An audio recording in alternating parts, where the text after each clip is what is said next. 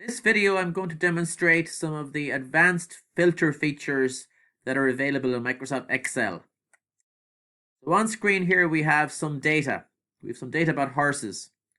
And as you can see on row 1, there are column headings, or what you might call field names in a database.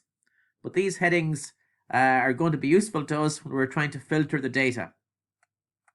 So Excel has a simple filter feature, but it also has an advanced filter feature where you can use more ambitious and more advanced criteria. So for the data, these headings are going to be important as we build the criteria. So when you want to do the advanced filter, or want to use the advanced filter, the easiest way to do it is to move below the block of data. So we have 100 rows of data here, and we're just going to copy the headings down here so we can have easy access to them in a moment's time. So the block of data will span from, this is cell M101 I'm clicked into, back as far as cell A1. That's the entire set of data that's going to be used as we carry out the filtering, the advanced filtering. So that's going to be important in a moment. So as we do this work, whether you're clicked inside the block of data or outside it is going to be important.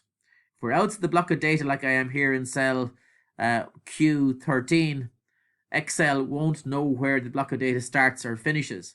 But if we click inside the block of data, Excel will automatically assume that the block of data starts at cell A1 and ends down at M101 because it's a continuous block of data from cell A1 down to cell M101. So it makes our life a small bit easier. So to do these filters, we need to have some questions to answer. So the first question is available in this sheet here called questions. And I'm going to look at question number 6. So question number 6, it says list those horses that are black in colour, of calm temperament, and which cost in excess of €25,000. So that I don't forget the question, I'm going to copy the question and then start the process of generating the advanced filter. So I'm going to leave my original sheet of horses alone because that's going to be the input to the various questions. And I'm going to make a copy of it. So to answer this question, I'm going to make a copy of the horse data sheet. And then I'll be able to keep a separate copy of the original data and another sheet where I just have the answers to a particular question. So when I copy the horse data, I notice that my rows that I copied a moment ago are now, they're all there, and the headings I copied, a few moments back are all here on row 105.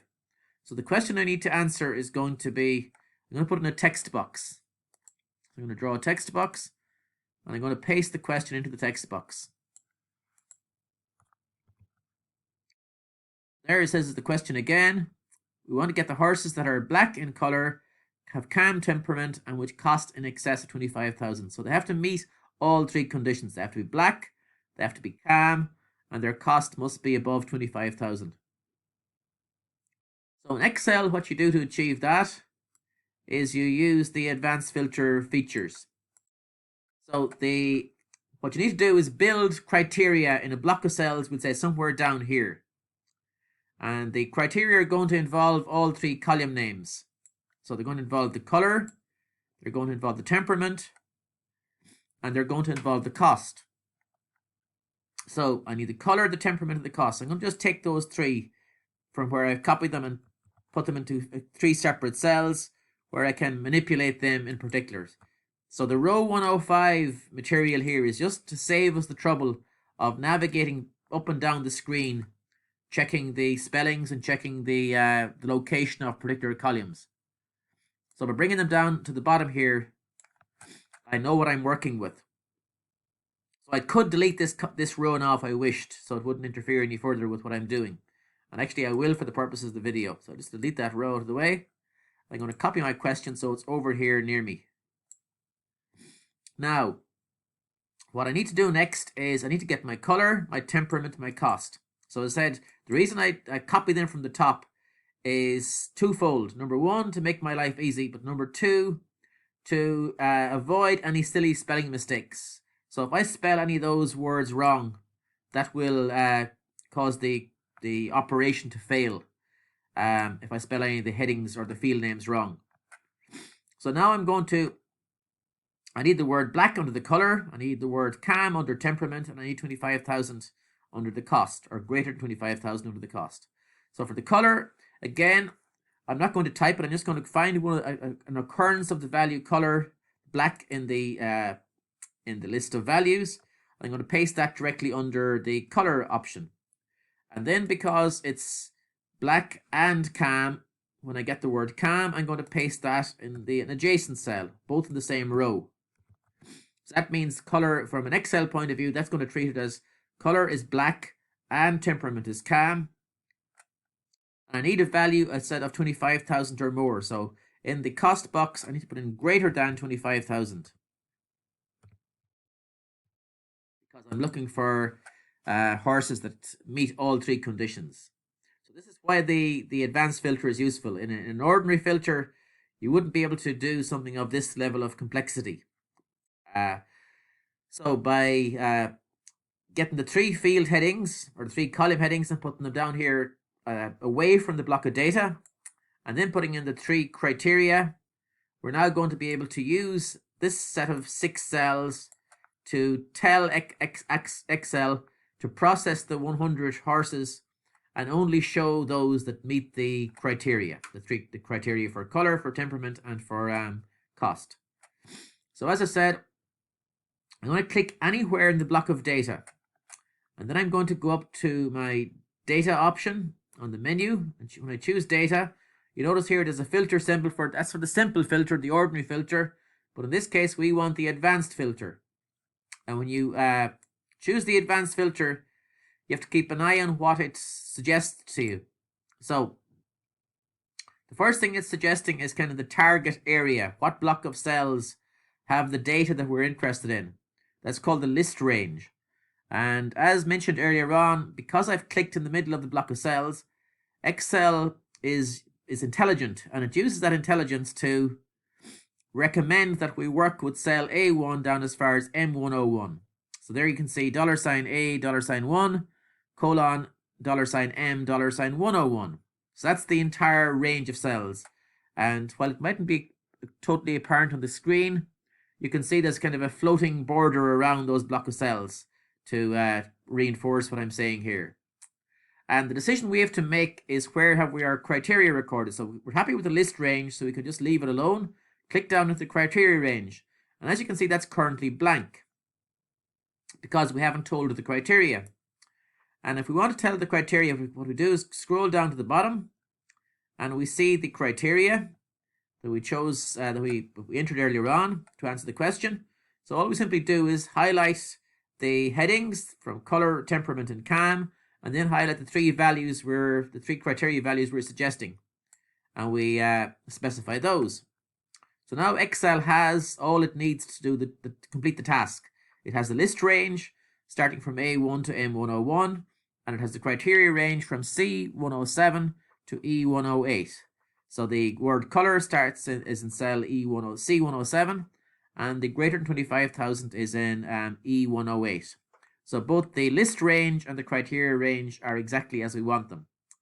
So when we press the OK button, you'll suddenly notice that the block of data here will suddenly shrink a lot in size. I'm going to scroll up a bit so you can see how it behaves. So here we're still looking at all 100 rows, or most of them. We can't see all of them at the moment. We can see from 68 down as far as 100. So when we hit the OK button, Excel is going to complete the operation, and it's going to just leave us with horses that meet all three conditions. So therefore we have we're looking for horses that are black and are calm and have a cost of above 25,000. So as you can see here, there's only 2 horses left in the list, or visible in the list. So they're black, both black, they're both calm, and they both have a cost above 27,000. So we can just maybe shade those or highlight those for the moment to color them appropriately. So we'll hit the Home tab and we'll just make them red so we can highlight them. So that's the way you answer the question. So what we've done is said we've had the initial block of data, all 100 rows of it. We built our criteria. We read the question, and so we needed 3 pieces of data: the color, the temperament, and the cost. And then we entered the values that reflect the question into under the 3 column names, and that then is the raw material, the other bit of raw material Excel needs to complete the task. So when we went into the data option and chose the advanced filter, Excel then did the rest of the work. So now that we're happy with that and it's working, we can rename the sheet. We'll say it's Q6, and that's where the answer of it is contained. If I made a mistake here, just say I spelt the word CAM incorrectly and I wanted to go back and redo the query, what I could just do here is hit the filter button, hit the simple filter button, and it will undo the filtering exercise. So we're back to the original block of data, and all you have to do then is go down and fix the criteria. If there's a mistake made in the criteria, a spelling mistake or some other mistake made in the criteria, you could just fix it and redo the task again. So we'll just, for the moment, we'll say we imagine that our horses should have cost above 26,000 rather than 25,000. So we're going to turn the 25 into 26 in the criteria. And we're going to go, I need to hit the filter button again to turn off the arrows here, the downward arrows. So to turn off the simple filter option. And when I click back in the block of data, again, anywhere I like, I can hit the advanced filter again. I want to hit the advanced filter. Now this time what it's doing is it hasn't picked up the correct range of cells. It hasn't started at A1 and worked down to M101. So I need to abandon that list range it's suggesting for me. And I can either start at A1 and work up to down to 101, or in my case here I'm going to work in the reverse direction. I'm going to start at M101, work back to A1, and before I do any more, I'm just going to check that my list range is okay. It is. It has a sheet name now in front of it of Q6, and it has A1 to M101 and C107 to E108 for the criteria range. And I press the OK button, and I'm going to end up, I think, with the same two horses. Yeah, because the two horses I had initially, their prices were both above 26,000. So when I had 25 in here, it gave me the same two horses as it's now giving me for the value of above 26,000. So that's how to do the advanced filter in Microsoft Excel. And that's the end of the clip.